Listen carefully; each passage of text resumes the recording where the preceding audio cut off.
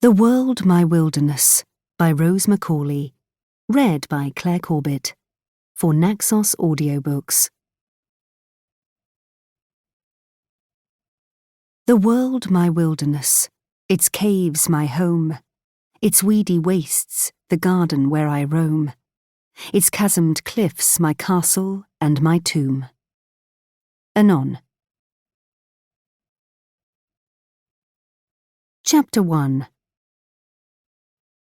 The villa, facing south, stood above the little town and port, on the slope between the sea and the Forêt de Sured. It was strawberry pink, with green shutters shaped like leaves, and some green bogus windows and shutters with painted ladies looking out of them. But most of the windows were real, and had balconies full of shrubs and blue pots and drying bathing suits and golden cucumbers in piles. There was a flat terraced roof with vine trellises on it, and outside the villa stone steps climbed up to the roof.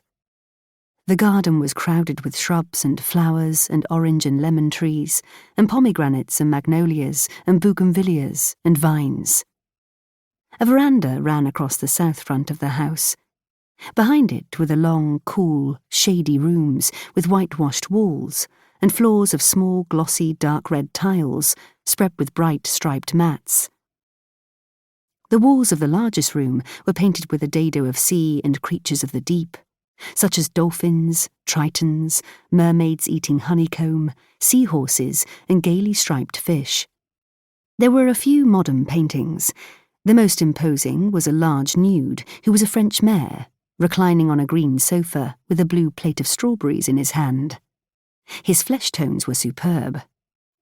This nude, whose name was Charles Michel, had been the builder and first owner of the Villa Fraise, but was now dead. So was his son Maurice, the second owner, who had collaborated mildly but prosperously from 1940 to 1945, and had thereafter been found drowned in the bay, leaving the Villa Fraise in the possession of his English wife, an artist who had painted the pictures in the room, and had lived with him in it, since the fall of France had left her stranded with her 10-years-old daughter at Collioure. Owing to having collaborated, however mildly, the Michels had lived quite well, and had been able to ameliorate also the lives of many of their neighbours, including some of the local Maquis. But the Maquis, a thankless tribe, had held this against them when the hour struck and the liberating troops swept into Provence. The Villa Fraise was under a cloud. After its owner's death, his widow had been spared retribution, owing to her having more than once sheltered escaped Allied prisoners waiting to cross the Pyrenees, and to the well-meant, if somewhat jejune activities of her daughter and stepson in the juvenile fringes of the Maquis.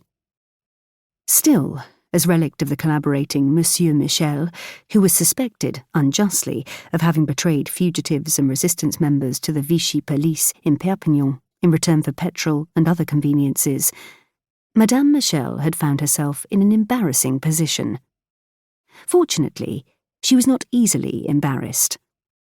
A large, handsome, dissipated, detached and idle woman, more interested in classical literature and the pleasures of the gaming table than in painting, which she found demanded more application than she was prepared in these days to exert.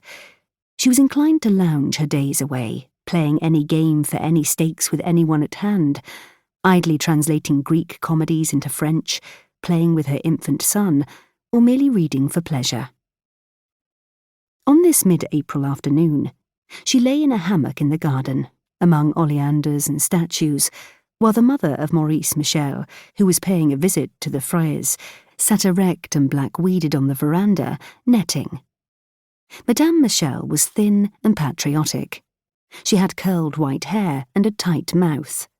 The generous, ample curves, the lounging ease, the brightly coloured clothes, the absorption in literature and in games of chance of the bereaved mistress of her son, she found exasperating. As his mistress, she still regarded her daughter-in-law, since she had a husband still alive in London. And more than exasperating, that Maurice had left her the Fraise.